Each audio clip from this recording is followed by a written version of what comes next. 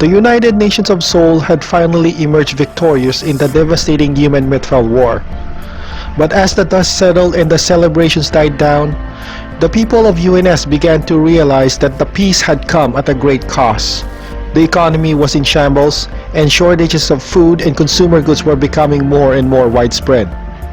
Immediately, the government scrambled to find solutions, opening up state-subsidized industrial and commercial areas and constructing state-sponsored agricultural districts. But these measures were only temporary band-aids on a much deeper wound. Despite the internal troubles on its own territory, the UNS was proceeded with its expansion plans, surveying the possible worlds on its northern border in search of new places for human settlement. The science vessels of UNS were busily performing exploration missions, scouring the stars for any planets that could possibly support human life.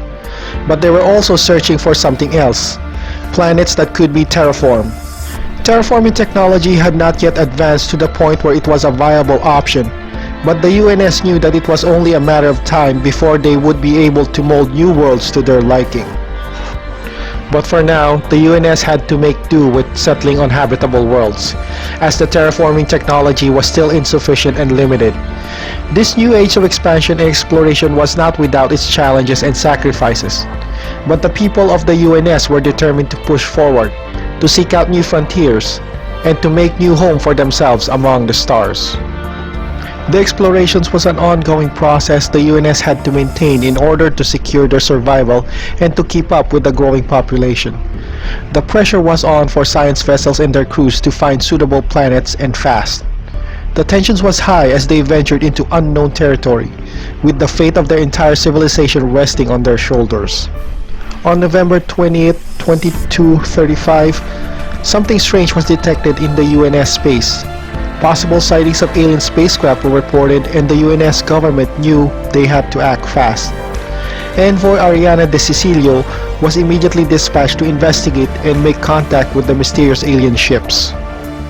For 2 long years, Ambassador Ariana worked tirelessly to establish communications with the aliens. She faced many challenges, but she never gave up. And finally, on October 2, 2237, a breakthrough was made. The United Nations of Seoul was formally introduced to the Irisu Galactic Commonality, an isolationist irenic bureaucracy government. However, not everyone in the UNS diplomatic corps was initially receptive to the Irisu species, as they have a striking resemblance with the Mythfell species on the UNS southern borders. Both of them have an avian bird-like appearance, and given with the recent diplomatic history of human-Mythfell relations, some humans were initially wary of the Irisu species in general. However, in contrast to the Mythfell, the Irisu species were more receptive and friendly towards humans. For the UNS government, the Irisu species were not considered a threat as long as they were a pacifist type of society.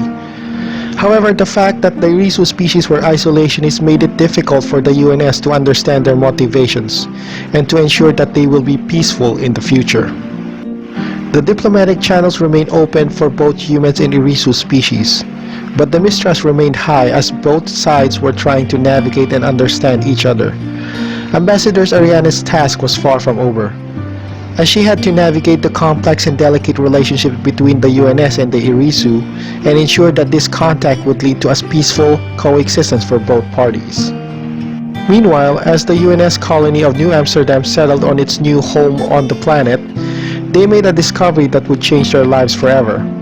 On May 1, 2246, the colonies stumbled upon a new type of native plant, which they call marine carine in local dialect. The local plant contained several interesting properties that piqued the interest of the UNS government.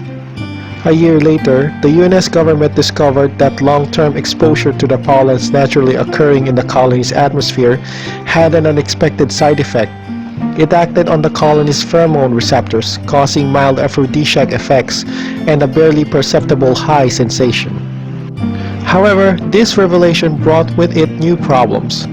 On June 11, 2248, administrative reports from the colony indicated that the worker productivity had declined recently and had become stable at levels several percent lower than the UNS government average.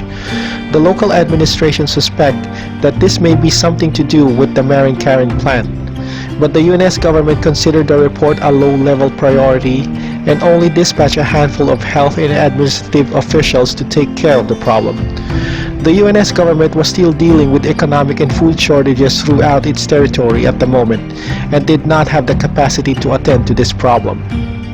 As time passes, UNS officials discovered that the residents of New Amsterdam were much less likely than other inhabitants of the UNS government to migrate to other planets. They suspect that the local populace may have a psychological dependency on the marine carrion and its sibling plants. The UNS officials were unsure whether to classify this as a narcotic drug-related problem rather than a national security problem. The situation on New Amsterdam continued to deteriorate. While productivity on the planet was no longer declining, communications between the colony and the capital on Sanctuary were breaking down. Senior officials on New Amsterdam were increasingly distant, and administrative officials were complaining that even relaying simple directives was becoming an exercise in frustration. The UNS government was faced with a difficult decision. Should they try to control the use of marine carrion plant, potentially alienating the entire colony and causing civil unrest? Or should they let the colony continue the use of the plant, potentially causing a long-term damage to the colony's development and productivity? The tension was high as they weighed the potential benefits and drawbacks, knowing that whatever decision they made, it would have far-reaching consequences. Meanwhile, on a nearby star system, on April 1st, 2249, the colonists of the agricultural planet New Africa made a shocking discovery. Since the initial settlement of New Africa, several anomalies in the moon's biosphere had been discovered. The ecosystem was unstable and had not yet developed according to the projected models for this world of this type. UNS scientists had long suspected outside tampering, and these suspicions were now confirmed. A group of colonists stumbled upon a large alien terraforming complex that had been built several thousand years ago. The equipment had apparently been deactivated in the middle of the terraforming process, leaving the moon's biosphere in its current unfinished state. The local officials of New Africa colony suggested supplying the machinery with enough power to reactivate it, as they saw this as an opportunity to complete the terraforming process and solve the anomalies in the ecosystem. But the UNS officials from the capital advised caution, as they were unsure of the consequences of activating this alien machinery. The UNS officials reluctantly gave the go-ahead for the officials of the New Africa colony to activate the machinery, with the condition that the UNS Army would be rerouted from New Amsterdam colony to New Africa to observe from orbit and assist as backup in case something went wrong. The anxiety was high as the colonists reactivated the alien terraforming equipment. The fate of the entire colony rested on the unknown and potentially dangerous technology, and the UNS Army was ready to interfere if necessary. As the machinery hummed to life, the colonists and officials watched anxiously, unsure of what outcome would be. February 11, 2250, UNS was alarmed on the developing situation in New Amsterdam.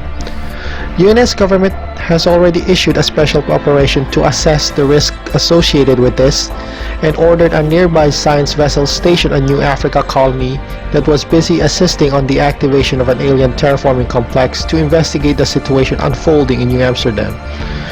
UNS Grissom, commanded by Science Officer Vittoria Capello, arrived on June 15, 2250 to assist on the situation in New Amsterdam. As Science Officer Vittoria Capello and her team aboard the UNS Grissom arrived on New Amsterdam on June 15, 2250, they were immediately struck by the palpable tension in the air.